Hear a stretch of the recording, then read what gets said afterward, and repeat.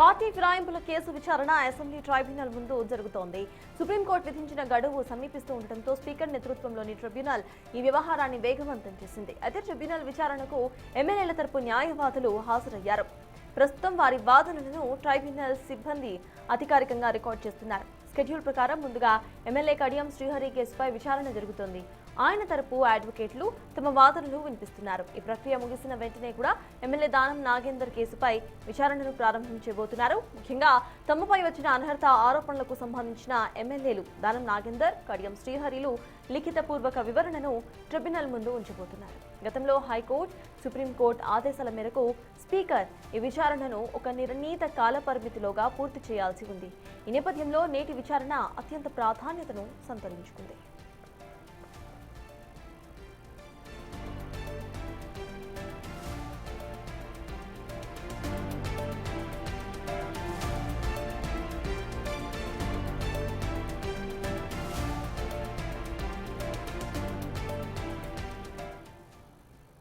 Party ఫిరాయింపుల case విచారణ assembly tribunal ముందు జరుగుతోంది. దీనికి సంబంధించిన పూర్తి అప్డేట్స్ మా ప్రతినిధి హేమ అందిస్తారు. హేమ, చెప్పండి, ఈ విచారణ ఎలా జరుగుతోంది? ఈ విచారణకు సంబంధించిన అప్డేట్స్ ఏంటి? హేమ.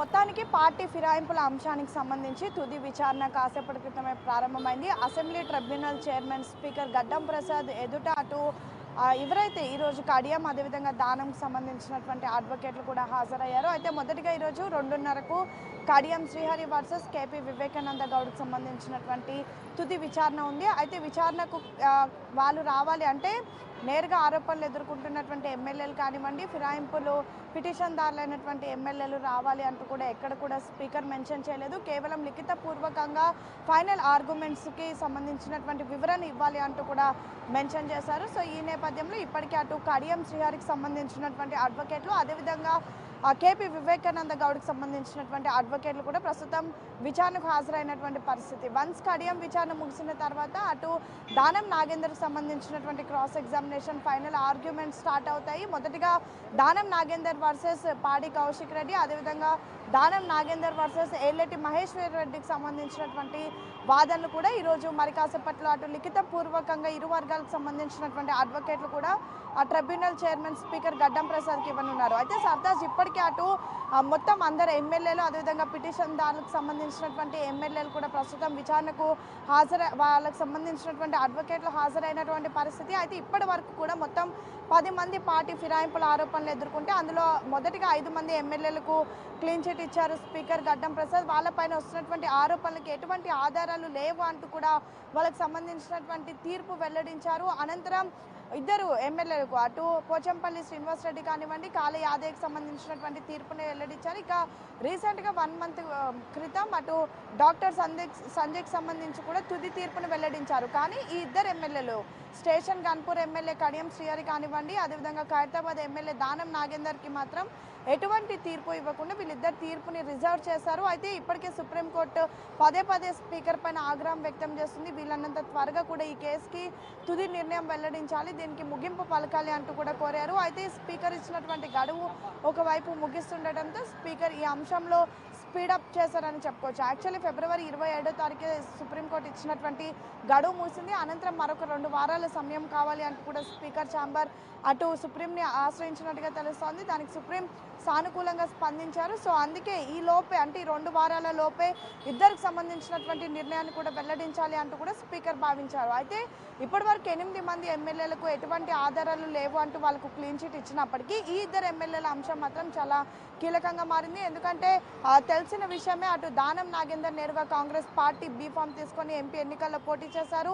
కాంగ్రెస్ పార్టీ నిర్వహించినటువంటి అనేక కార్యక్రమాల్లో కూడా పాల్గొన్నారు. ఏకంగా గాంధీ భవన్ వేదికగా జరిగిన పిఎస్సి మీటింగ్ కానివ్వండి, ఇతర మీటింగ్స్కి కూడా వచ్చినటువంటి పరిస్థితి. ఇక same time station Ghanpur MLA Kadiyam Srihari కూడా తన కూతురు కడియం కావ్య ఎప్పుడైతే ఎంపీ ఎన్నికల్లో కాంగ్రెస్ పార్టీ బీఫామ్ మీద పోటీ చేశారో ఆ సమయంలో తను నేరుగా కాంగ్రెస్ పార్టీ గుర్తుకు ఓటు వేయాలి అంటూ కూడా ప్రచారం చేశారు. కాంగ్రెస్ పార్టీ ప్రచార రథం మీద తన కూతురు కోసం పోటీ చేశారు. సో మిగతా 8 మందికి సరైన ఆధారాలు లేవు. మిగతా 8 మందిది కేవలం ముఖ్యమంత్రి రేవంత్ రెడ్డిని కలిసినటువంటి సమయంలో ఆయన కండువ కప్పడం, లేదంటే ఏసీసీ అగ్రనేతలను కలిసినటువంటి ఫోటోలు, ఇలాంటివి కేవలం పేపర్లో అదేవిధంగా టీవీలో వచ్చేటటువంటి పేపర్ క్లిప్పింగ్స్ మాత్రమే పిటిషన్దారులు ఎమ్మెల్యేలు ఆధారాలుగా చూపించారు. కానీ వీళ్ళిద్దరిది మాత్రం ఏకంగా ఎన్నికలకు ప్రచారం చేయడం, ఎన్నికల్లో పోటీ చేయడం లాంటి అంశాలను కూడా ప్రస్తుతం ఆధారాలుగా చూపిస్తూ ఉన్నారు.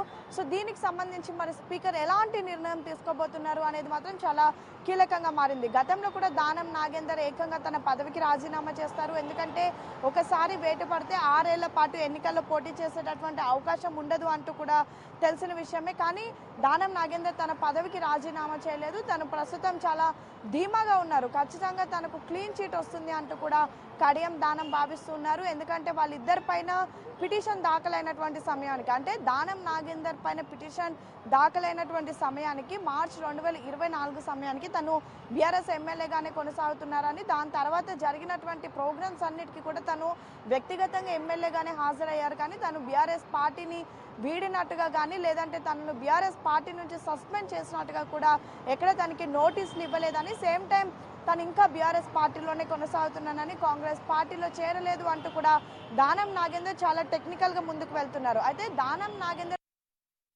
మార్చి నాగేందర్ పైన పిటిషన్ దాఖలైందో అది బీఆర్ఎస్ వేసినటువంటి పిటిషన్. కానీ ఏలేటి మహేశ్వర్ రెడ్డి బీజేపీ ఎల్పీ నేత వేసినటువంటి petition Danam Nagender Congress party B form మీద ఎంపీ ఎన్నికల్లో పోటీ చేసిన తర్వాతే వేసినటువంటి పిటిషన్ కాబట్టి ఖచ్చితంగా దానిపైనైనా సుదీర్ఘంగా విచారణ చేసి ఒక కీలక నిర్ణయం తీసుకోవాలి అంటూ కూడా ప్రస్తుతం భావిస్తూ ఉన్నారు. సేమ్ టైం కడియం కూడా తను ఎప్పుడైతే లిఖితపూర్వకంగా స్పీకర్కి తను వివరణ ఇచ్చారో ఆ సమయంలో తను ఇంకా బీఆర్ఎస్ ఎమ్మెల్యేగానే కొనసాగుతున్నాను అండ్ కాంగ్రెస్ పార్టీ సభ్యత్వం తీసుకోలేదు. సేమ్ టైం బీఆర్ఎస్ ఏదైతే తనకి ఎవ్రీ మంత్ వచ్చేటటువంటి జీతం కూడా బీఆర్ఎస్ ఎల్పీకి ఇంకా కట్ అవుతూ కాంట్రిబ్యూషన్ అమౌంట్ వెళ్తుంది. సో తనని బీఆర్ఎస్ ఎమ్మెల్యేగానే గుర్తించాలి అంటూ కూడా వివరణ ఇచ్చారు. మరి ఈరోజు వివరణలో ఏమేమి మెన్షన్ చేశారు, వాటికి స్పీకర్స్ అనుకూలంగా స్పందిస్తారా, దాని తర్వాత ఎలాంటి నిర్ణయం తీసుకోబోతున్నారు అనేది మాత్రం వేచి చూడాలి. సర్తాజ్. హేమ.